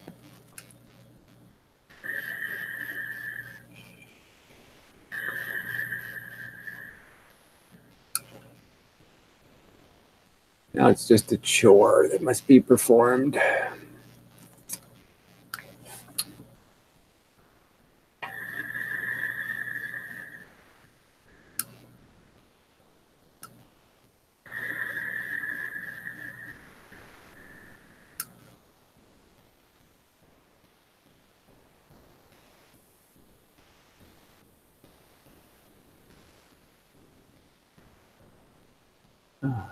All right, anyway, so 1 minute warning and such. Physics, physics, physics. Come on, physics, you can do it. A physical question.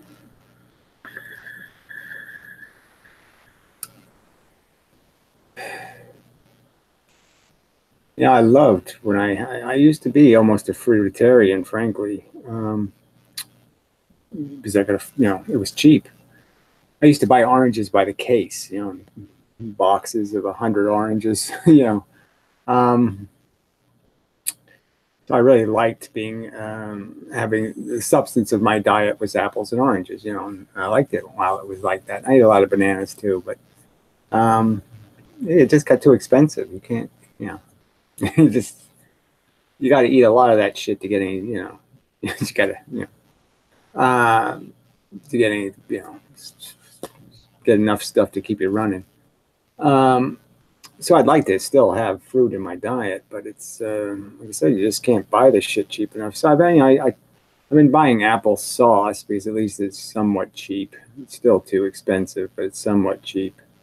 And but it's not the same as eating an apple. You know what I mean? But I really want to try to do that, and I have found that if you buy like real grape juice, like all these other juices are all kind of shitty. They're all watered down.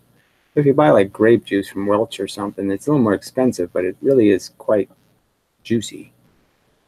And so that might be a good replacement. But yeah, I really want to. I would really like to be a fruitarian. I just can't afford it. So I have to eat rice and pasta and potato instead.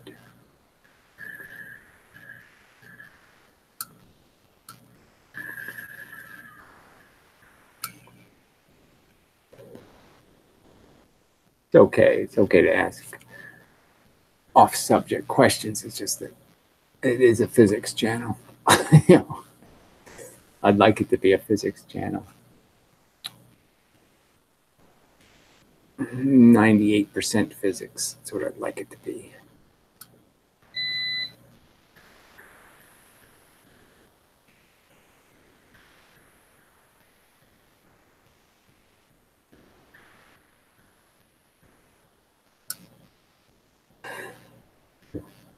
And such.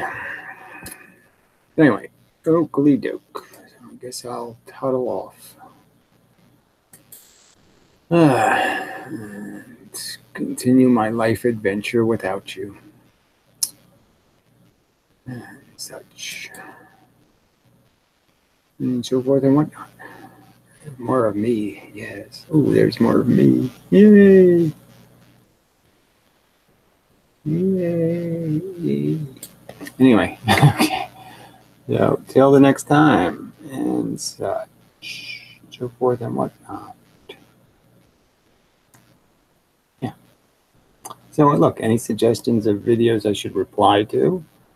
Any suggestions of people I should try to contact to have a discussion about physics? Any something about something? Yay, Amanda. Still haven't sent you your stuff. Really annoying. Another Halloween I'll sneak by and I still haven't sent this stuff. I gotta make a video too, of course. I gotta do something. I'm always trying to think of something and I just don't come up with anything. I say, look, we already did everything. You made a great movie. We did the little show thing. We did the, no matter what you do, it's just like, it's like it's like banging on rocks. It's just no fun. Gotta do something that's works. I'm sick of failure. But it just might be the lot. You might just have to accept that that's what it is. You like just have to imagine it as a Van Gogh thing. Except I'll keep my ears. And yes, I'll just be a complete failure in my own lifetime. And there'll be a bunch of Inmendum statues all over the fucking place after I'm dead. Yeah, great. Fantastic. Also not be able to get a boner over that. Anyway. Good. It's good that somebody's working. I am working on stuff. I just, what I mean by working is I'm a depressed mope. Hey, maybe this will work. And I write something down. Then I look at it 10 hours later and I say, what are you, fucking out of your mind? How did you think that would work? But anyway, it is a weird, the point is that nobody's really succeeding who's doing anything meaningful. So clearly attempting anything meaningful on the internet is a real challenge. Odds are against you. Horribly. And such. So anything else? I don't think there's anything else. Hi, Amanda. And good night. Such. So forth and whatnot. I have to reinvent myself again, it seems. Yes, well, this is the problem, yes. It's just, if I wear a purple hat, I'm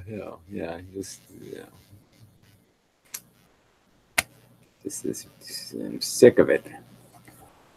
I'm sick that I'm disgusted that I have to try to think of things and they all turn into gimmicks. Because anything, if you suggest something real, nobody wants to do any work. So obviously, it can't be anything that involves actual work. So forget it. It has to be something people do naturally. And the only thing they do naturally is stink, talk shit. They don't do anything useful naturally.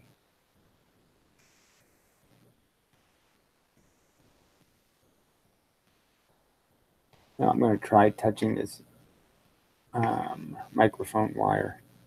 Because the microphone is working really fairly well, but I have a cheap connection to the computer, a cheap wire. So I'm thinking if I get a better quality one, maybe it'll fix the little bit of weirdnesses. But anyway, that's a whole different subject. I still haven't figured out whether stereo works or not. But anyway, it doesn't matter either. Well, it doesn't matter, but I just see there's so many jobs to do. Just so many things to do. Who has time for it all? Not me. But here I am doing this. This is okay. This didn't need to be done, but I was compelled.